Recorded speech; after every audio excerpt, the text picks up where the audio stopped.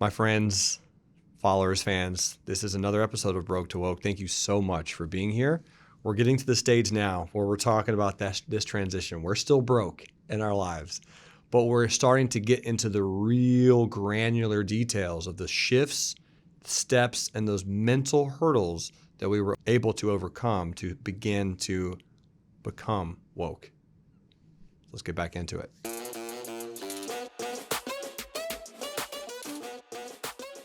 Jeremy, we just heard all about me. We did, which is amazing. But you left me on a cliffhanger. I'm over here in goosebumps, by the way. My heart's still pounding. I'm telling you, I'm sitting across the table from this success.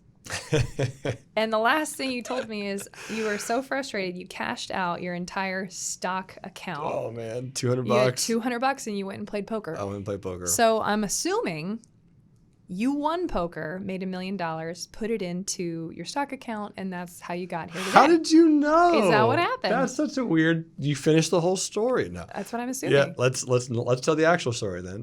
What happened? I played a little bit of poker, a little bit, so I knew how to play. And in Gainesville, Florida, that's where I lived. There is a town called Jasper, Florida. Nice. Jasper, Florida is an hour north of Gainesville, and it's real country. I went up there to play poker, and this were all the guys with their, retirement checks or their pensions or the Social Security, whatever. They sit down and they play. Never had played before in an environment like that. Like, I played with friends, but I knew that this casino existed. You're probably wondering, why am I playing poker in the first place? Right. Well, rent's coming up. Oh, no. I got to pay rent, and I wanted to pay rent with trading, and my job, it pays money, but not enough to cover your rent or whatever expenses you have. Not So this fancy new apartment you've got. Yeah, this apartment, I'm 18, so we're talking, I got a job, so now I'm working at Nationwide Insurance. I worked at an Indian restaurant when I was 16. I worked at a dry cleaners when I was 16, and I pressure cleaned roofs when I was 16. So from 16 to 18, I did the whole hustle thing, did the waiter, I looked like an asparagus. I had this giant green outfit on. Oh my gosh. It was rough. Please tell me you did some dancing outside. I did a little bit of dancing from time to time. I had a hat, it was a whole process. Yeah. So I had this Indian restaurant, got the apartment at 18, and I started working at Nationwide Insurance. The reason I got that job is because when I worked at the dry cleaners, I would do tricks with the staple gun, and I just made it an entertaining thing. Because have you ever gone to dry cleaners recently? No. Okay. When's the last time you went to one? Do you remember? I don't think I've ever used one. Okay. Well, generally they're relatively boring. It's not a great experience. I just naturally was trying to make it a fun experience. I would remember the people's names. When they got out of their car, I would already know their order. I'd get it ready for them, and I'd greet them when they come in the door. Mr. Fox, thanks so much for being here. Your clothes are already ready, and that's only $19.99. How would you like to pay? And then you just click. Yep, exactly. And I would throw the staple and catch it over here. So I made a little bit of experience. One of the people that did that worked at Nationwide, and they're like, I think you'd be really good in insurance. And That's I go, amazing. I would be good in insurance. You're so funny. And they wanted to hire me, and they're like, well, you have to be 18 to work here. So when I turned 18, I went and applied, and I had 9 references because this dry cleaner was right across the street from Nationwide. Yeah. So I walked in there, had 9 references. One of them was the VP of the building, and so I got it. I got the job. So I'm working Nationwide, not making quite enough money to pay rent yet. And I go play poker. I was $230 something short of rent. So I think rent at the time was $960 a month. Yeah, $960 a month. Plus I had, a car and gas and food. So all the expenses, the normal expenses. I go to poker. I sit down. I get a king 9. And I'm like, well, I'm just going to play this hand. I only had $200, put in 20 and 20, and people started calling me, blah, blah, blah. Long story short, I ended up winning the hand with a king came on the turn, which is the 4th, and then whatever other card. I won with a king, pair of kings. That was it. Very first hand, I sat down, I won $229, $2 enough to pay for my rent. So I was like, all right, deuces. So I took the money and left. And everyone's like, where are you going? You just got here. I'm like, I'm just made enough money to pay rent. I'm good. So I left. That was nice. And paid my rent. A few months later, I'm sitting down at my job, and my boss comes to do one of those performance reviews. Mm-hmm. So I'm sitting down, and his name is Rob Gwynn. Love this guy. Rob sits down, and I'm sitting down kind of like this. He has on his computer what looks like stock market stuff. Most people know what stock market stuff looks like, but they don't know what it is. Mm-hmm. You know, everyone has, when I say the word stock market, they can kind of envision Right. images. That was what was on his screen. So I go, hey man, no offense, but you can give me whatever review you want. I want to know what's on your screen. He's like, really? I was like, yeah. He's like, you're interested in the stock market? I'm like, you have no idea. This is all I want to do. Like, I'm going to college right now to learn this stuff. Oh, he's no, like, how's you that thought going? You were. Yeah. He's like, how's that going? I'm like, it's not really. He taught me so much about the stock market, and he kind of like gave me this mentorship. So every few months, like he would sit down during this peer review, and instead of doing a peer review, he would just give me good checks and then go, all right, cool, man, so now let's talk markets. So he told me about 401ks and mutual funds and a little bit of investing, and he told me about covered calls, and he gave me some books to read. And so I learned how to do what's called a self-directed 401k. Now, most people have a 401k. That's where you sit down, you get a paycheck, and you get 6% or whatever comes out of your paycheck, and maybe your company matches some of it. And that money goes straight from your account to an account that no one knows that part. They know that the money comes out of their check and goes into this magical account. Mm-hmm. That's it. But I started learning what was in a 401k. I would sit down with Rob and I would actually read all this boring paperwork about it and find out what's in a 401k and what fund is in what and what mutual fund is comprised of what stocks, what companies are in which funds.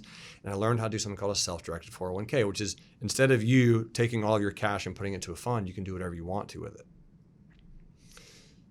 So that's about a 2-year process. When I was 20 years old, I had realized that college teaches you absolutely nothing about the stock market. I was literally getting a finance degree from the Warrington College of Business, University of Florida, go Gators. And I was there learning about the stock market. That was my goal. And I'm learning about coupon yield rates and bonds and mortgage amortizations and failing macroeconomics and just hard classes that weren't teaching me what I wanted to know. So I did end up graduating, but I switched my degree from from finance to business management. So 20, sitting there, and through that 2-year period, I ended up saving about $10,000 in my 401k, which is not that impressive. It was 12% of my paycheck, every paycheck for 2 years. And you had set it up that way. I set it up that way. So nationwide, I don't know if they still do this, but they matched up to 6%. So you could put in whatever amount you want, but they'd match 6%. So I put in 6 and they put in 6. So there's your 12%. Plus I'd work some overtime, so on and so forth. So I'm putting in like $159 a paycheck, $300 a month, give or take. So 2 years, almost 10 grand, and I'm ready to invest. So I go just like you into Google and I type in which silver stocks to buy. You just Googled it. That's all I literally Googled which silver stocks to buy. Now, the reason I bought silver is because people said silver was going to go up. I was like, yeah, it makes sense. It's silver. I know what silver is. I'm sure it's going to go higher eventually. Oh, my gosh. It's good. Don't worry. This is going to be good. Yeah. So I type it in. The very first company that comes up, this is all the research that I did. No. First Majestic Silver, because it's SEO, search engine optimization, first. And the ticker is AG. So it just is it's optimized. It's ready to go. I click on it and go, yep, that's what I'm doing. So I took my $9,000 and some change, my 401k, and I went, bought it all. So $9,000 is now in First Majestic Silver. So at the time, it was $12 and some change, like $12.23. And then I did what's called a covered call. I talked about that a little bit ago, but I rented out my stock at 15. So if the stock goes up to 15, I sell my shares at 15. I'm buying them at 12, and I'm getting a little bit of rent money to do that. Right. If it doesn't go up to 15, I still get the rent money, and I can do it again next month. Mm-hmm. Well, I bought the shares, and lo and behold, Brittany, they went up to 15. Yeah. So I got called away. So I sold my shares, about 900 shares or so of First Majestic Silver, sold them at $15. I had bought them at 12. So $3 profit. 3 times 900 equals $2,700. Mm-hmm. There's a problem with this math. That was more than I made at work for a month. Oh, man. I just made more money. The light bulb turned on. And this is when it all happens, right? Oh, my goodness. Because a lot of people say, well, how you didn't diversify. I'm like, no, I did not. Right. I put it all in on Not one this thing. time. No, not this time. Yeah, I've already diversified before. I know what diversification does. Now, this time I took a targeted approach. Right. And when I made that $2,700, I had never in my life seen with my own eyes like plus 2,700 all in green. My account was up like 33% or 28%, whatever it was. I was just like, oh my gosh, this is incredible. I'm taking screenshots and I'm telling everybody. Everyone. I'm going to bosses. I'm going to VPs. I'm going to my dad. I'm telling everyone I'm a wizard. I'm a wizard. I am a wizard. Like stock market. I'm a stock market god. I did Apple and now I'm doing silver. The guru himself. Why are you guys not giving me all of your money? I mean, why not? Not with those kind of returns. No, so that's what begins to happen. Yes. So I start inviting people to let me trade their money for them. And no way. Oh, This is real. I thought you were joking. I wish I was. Oh man, that'd be so great if this was a joke. Oh no. So nope, I got my dad's money. Oh my gosh. And I was married before as well. Oh. So remember, this time I'm still a Jehovah's Witness. I'm still pretty far in it. And you got married early because that's kind of what you do in a cult, right? So you get married. I got married early. I'm with my ex-wife at the time. Her name is Haley, and her mom and her aunt also have some money. So they had an inherited IRA. Okay. So an inherited IRA sounds exactly like what it is. Their mother died, and they gave them some money, and you can trade through that money. So I'm trading their money. I'm trading my dad's money. I'm trading my money. And I'm trading a guy at work named Kevin. Trading his money. Old Kev. Good old Kev. So I'm at this point, 20 years old, managing about $300,000. Yes. Yeah. Tell me what happens with this money. Exactly what you think happens. Oh, Eventually. no. Eventually.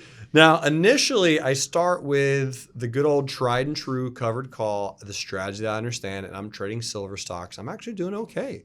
I'm buying a stock that I like at a cheap price. I'm selling a covered call on it. I'm getting called away.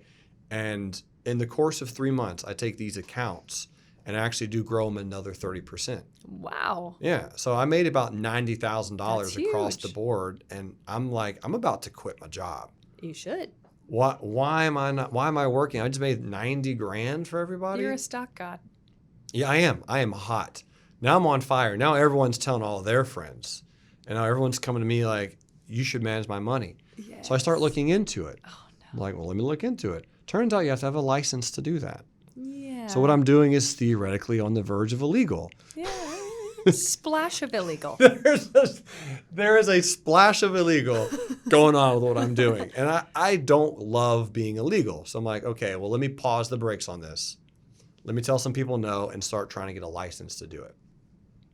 So as I start studying for this license, I start taking classes online, right?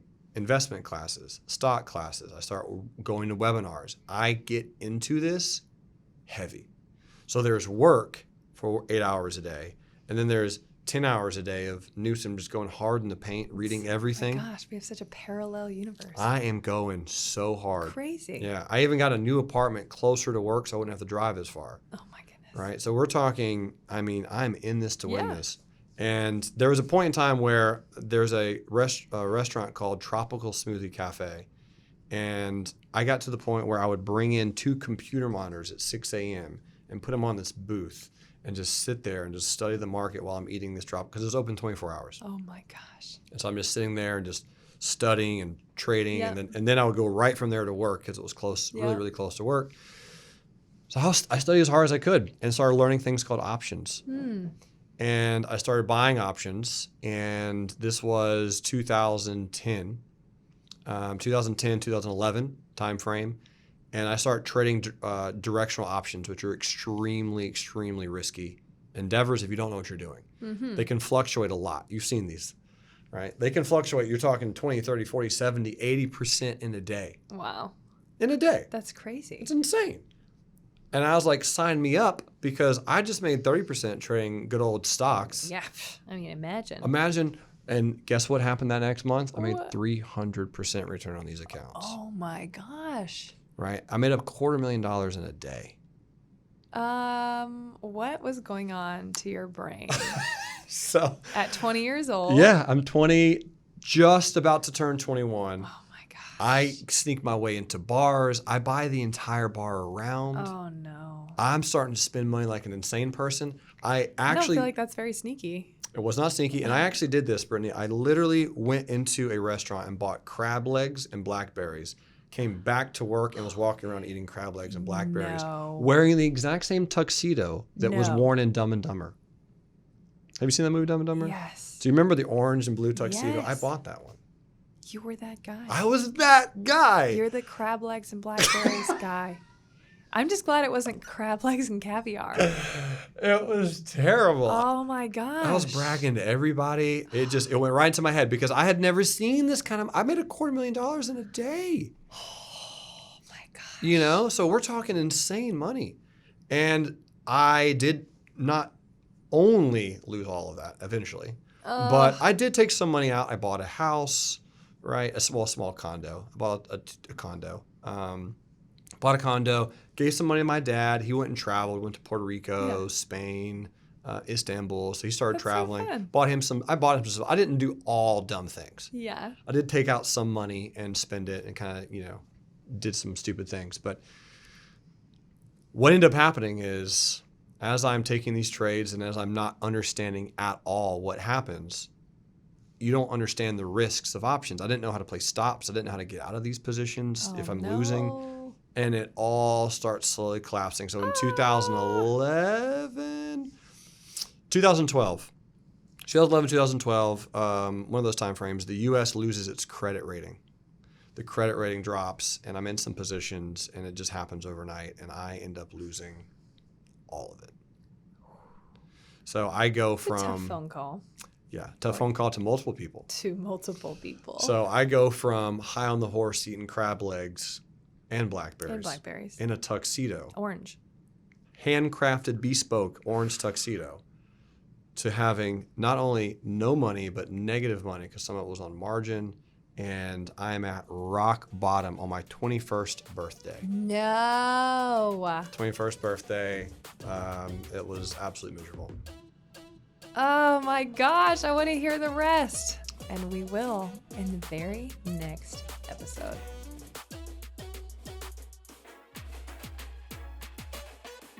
Thank you so much for listening in on Broke to Woke. We are so excited about this podcast. If you're interested in doing this for yourself, good news, there's more. And if you want to connect to us, go to GeForce Mastermind on Instagram or GeForceMastermind.com. You can even hang out with us, go on a trip with us. Our goal is to help you find your purpose, understand the little key differences so that you can be an even more powerful force for good in the world.